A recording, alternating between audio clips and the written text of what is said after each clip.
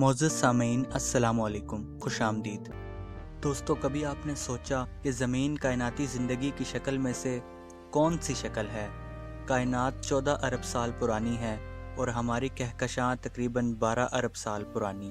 تو یہ ممکن ہے کہ کسی سیارے پر ایسی ہی زندگی موجود ہو جو کہ ہمارے سیارے زمین والی زندگی سے ہنگامی طور پر بہت زیادہ ترقی یافتہ ہو، یا پھر کائنات کے اندر زمین میں زندگی کی ابتدا دیر سے ہوئی، مطلب ابھی ہم ابتدائی ترقی والی زندگی جی رہے ہیں۔ آغاز کائنات سے پہلے خلا میں گرد اور مٹی کے ذرات بہت تیزی سے گھوم رہے تھے۔ ایسا معلوم ہوتا تھا کہ کوئی انتہائی تیزی سے ان کو گھما رہا ہے، اور درجہ حرارت اتنا گرم تھا کہ اگر کوئی انسان اس وقت زندہ ہوتا تو پلک جھپکنے میں ہی زندہ ابل جاتا۔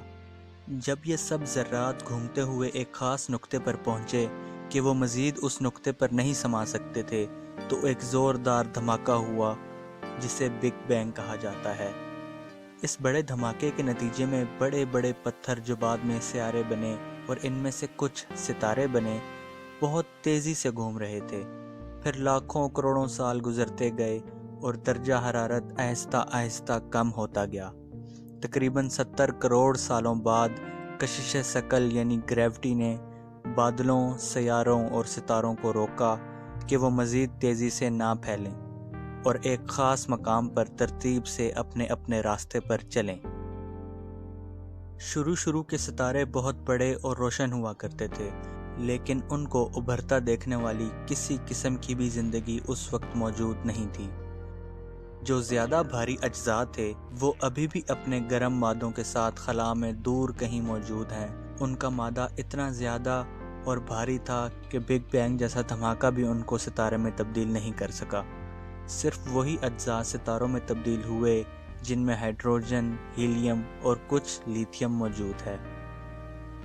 جب پہلے درمیانے سائز کے ستارے کی عمر پوری ہو گئی اور وہ موت کے قریب آ پہنچا تو وہ دھماکے سے پھٹ گیا۔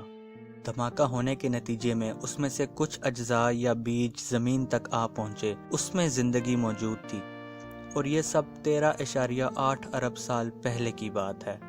ایک خیال یہ بھی ہے کہ زندگی تب بھی موجود تھی جب بگ بینگ نہیں ہوا تھا۔ جب بگ بینگ کے دھماکے والی گرمی کم ہوئی اور ایک زمانہ گزرنے کے بعد درجہ حرارت ایک مناسب سطح پر آ گیا، تقریباً 15 کروڑ سال گزرنے کے بعد درجہ حرارت 25 ڈگری تک پہنچا۔ ہو سکتا ہے کہیں ایسا سیارہ بھی موجود ہو جو اپنے اندر زندگی رکھتا ہو اور اتنا ہی پرانا ہو جتنی کی یہ کائنات پرانی ہے۔ ان تمام تر اندازوں کے باوجود سالہ سال کی تحقیق کے بعد بھی سائنسدانوں کو ابھی تک کسی بھی خلائی مخلوق اور نہ ہی کسی طرح کی ذہین مخلوق کا کوئی سراغ ملا۔ سب کہاں ہیں؟ کیا ہم اتنے اکیلے ہو سکتے ہیں کہ اس لامحدود کائنات میں صرف زمین پر ہی پیدا ہوئے ہوں؟ یہ بھی ممکن ہے کہ خلا اتنی زیادہ وسیع اور لامحدود ہو کہ سائنسدان ابھی تک جدید آلات کے باوجود کسی بھی مخلوق سے رابطہ نہیں کر سکے، اور کیا پتہ ہم ہی سب سے پہلی ذہین مخلوق ہوں جو کہ اس زمین پر پیدا ہو چکے ہیں۔ کیا انسان اپنی زندگی کو لے کر پوری کائنات میں گھومنے والا ہے؟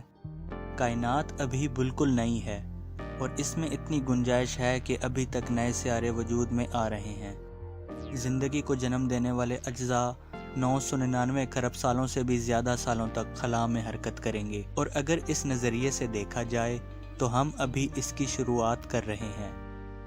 زمین کی کہانی نے ہمیں یہ بتایا ہے کہ زندگی کو سنبھالا جا سکتا ہے۔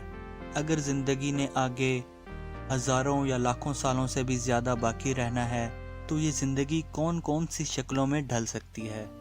لیکن سائنس یہ بھی مانتی ہے کہ ایک نہ ایک دن زندگی کا اختتام ضرور ہونا ہے، لیکن سائنس صرف اتنا کہہ رہی ہے کہ اگر زمین اس سفر کی شروعات ہے تو ہمارے پاس اتنا موقع ضرور ہے کہ ہم جہاں تک ممکن ہو زندگی کو بہت دور مستقبل تک لے جائیں۔